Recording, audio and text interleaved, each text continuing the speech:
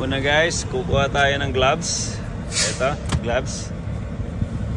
Meron akong gloves dito para hindi madumihan yung kamay natin. At i-check ko din dito yung fire extinguisher niya doon, nandun sa green. Kita nyo yung ano niya. Pag hindi nakatutok sa green nun, yung fire extinguisher, ibig sabihin minor na yun. Yung kailangan mo ng palitan. Defect na rin yun. Pag wala kayong ganyan guys. Ngayon, doon tayo sa engine compartment.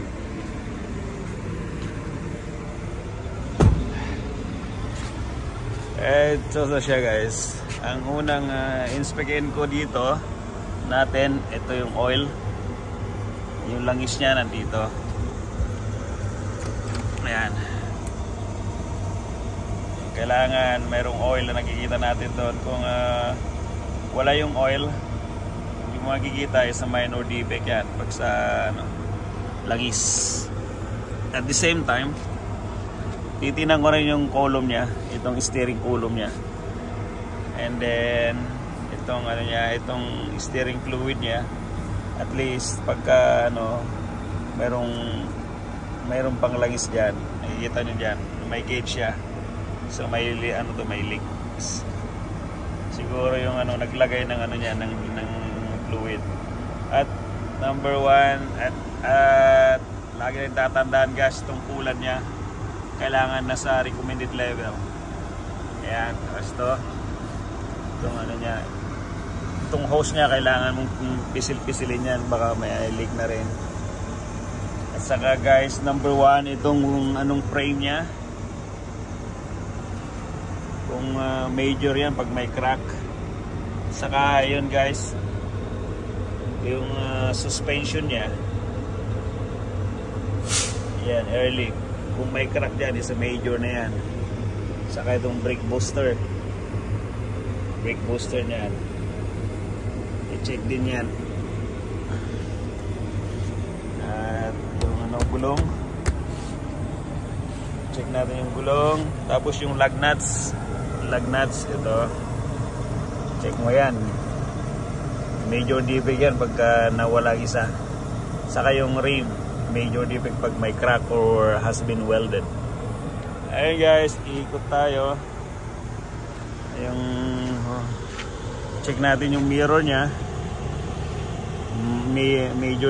Minor defect yan pag may crack, kung walang guys. At saka side mirror nya, i-check natin ito kung may kung may damage. Okay guys. And then dito sa tank niya. Number one guys, itong itong belt ng tank niya to. Tingnan natin yan pagka minsan kasi ito nagka-crack. Major defect yan pagka nag-split na yan. Yan. Punta tayo dito sa likuran. Kasi dala ko ngayon ay reefer trailer siya.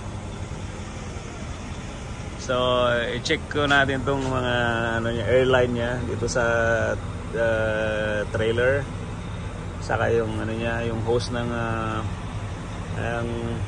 electrical hose. Saka ito yung service brake ito.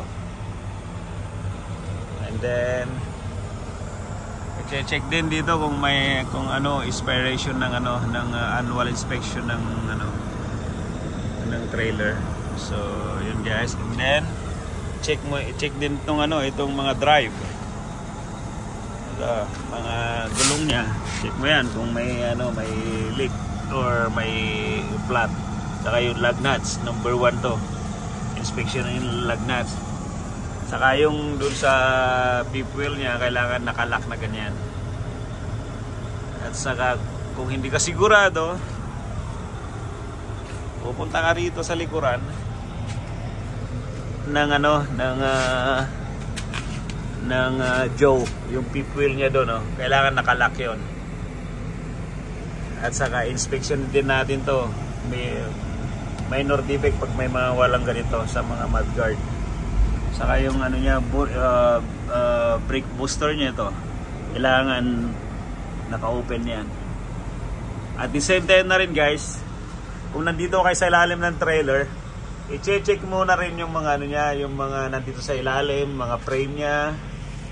Kung may crack dyan o kaya nag-bend, kailangan ipaayos, may defect yan. At saka yun guys, itong reefer ng diesel ng natin, reefer natin, yung tangke na yan, yung belt niya kailangan ding maayos na rin yan dahil delikado yan pag bumagsak. Alright guys, so kaya yun, yung doon kailangan may reserve tayong tire siya pag naplatan, meron tayong ilalagay. Alright, yun, labas tayo dito, ikutin natin. Dito tayo ngayon sa likuran. Dito tayo sa check natin yung niya, yung gulong, kung may flat. Ayan, ispaayos natin. Ayan, mga lug nuts kailangan natin i-check yan, minsan lumuluwag. Ayan, tingnan mo doon sa ilalim at saka doon in between kung may dyan, may mga sub object dyan na nakasingit, kailangan tanggalin mo, bato, kahoy.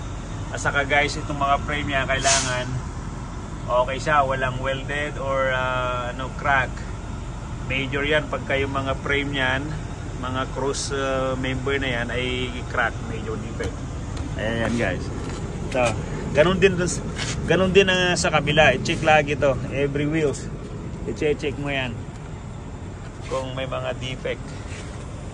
Ayan guys, so sa likuran naman, dito sa trailer, i-check mo yan kung naka-secure yung load. Naka-secure yung load mo. Buksan mo to. Titingnan mo doon kung okay ba yung mga karga mo doon. Ito ngayon, wala tayong laman kasi naka-deliver ako kahapon.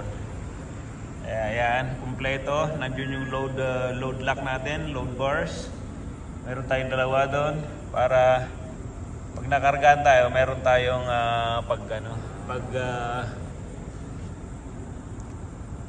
pagkalang dyan sa gitna para hindi matumba yung mga paleta natin. So, ayan, ready to maludan yan mamaya. Sarado natin. At saka guys, i-check mo na rin yung mga ilaw niya, gumagana rito, brake light. Importante kasi yung ilaw pag gumagana. Major yan pag hindi gumagana, lalo yung mga brake light. Saka ito guys, itong mga bumper niya, yung mga ganyan, mga reflect niya. Kaya yun lang guys, ang kailangan ikuti mo itong trailer mo kasi kailangan mo inspeksyonin yan dito rin. Tapos na tayo sa kabila, kaya tingnan mo kung may mga defect yan. Alright, so all is good. Ayan, check mo yung mga niya, mga frame, kung may crack nyan, major yan. Ayan, ito yung mga lug nuts, minsan lumuluwag yan. Saka ito hub, kailangan dry siya. Kung hindi, kung may leak ay isa minor yan. Yan, same thing din dito. Kailangan lug nuts guys, kasi minsan pag lumipad ito, delikado. Yan, delikado yan. Kaya yun, the same thing doon sa drive. Doon sa drive, saka yung mga ilaw niya dyan, mga headlight, major defect yan pagka hindi gumagana. Ito guys, each wheels kailangan mo check yung mga lug nuts niya. Yan, saka yung tire niya, tire pressure. Yan. Pasensya na guys kasi wala akong martilyo ngayon. Ito na lang kamay ko ginagamit ko. Pinapumpok-pok. Ayan guys. So tapas na tayong ikutin. At siguro din mong yung ilaw dito, headlights, ay okay. Yan.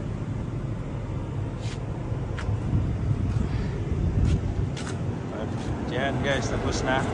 At siguraduhin na lang natin na yung headlight natin dito ay gumagana. So bubuksan natin.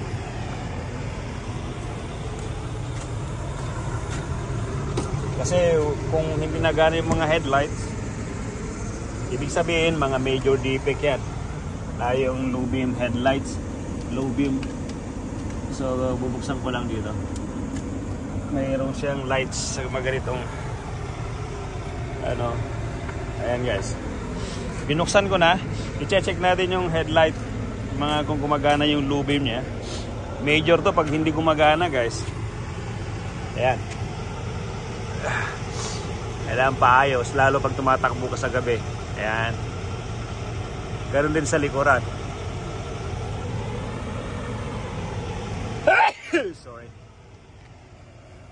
So tapos na yung inspection natin. Gumagana lahat. At i-check natin dun sa likuran kung gumagana yung ilaw, brake lights.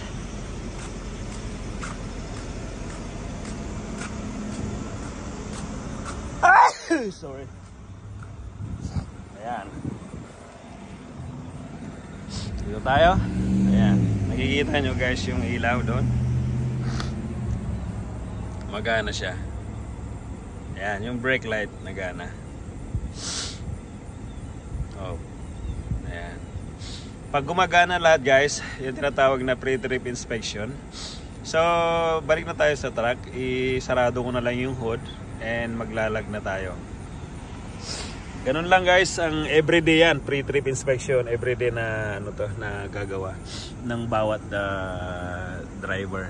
I-secure nyo na rin yun, yung mga ilaw doon, yung clearance light niya doon, kailangan gumagana yun. Alright guys, thank you for watching. And please subscribe and hit the like and share. Plus yung notification bell. Thank you so much guys. Thank you for watching. Rock and roll. Oh yeah.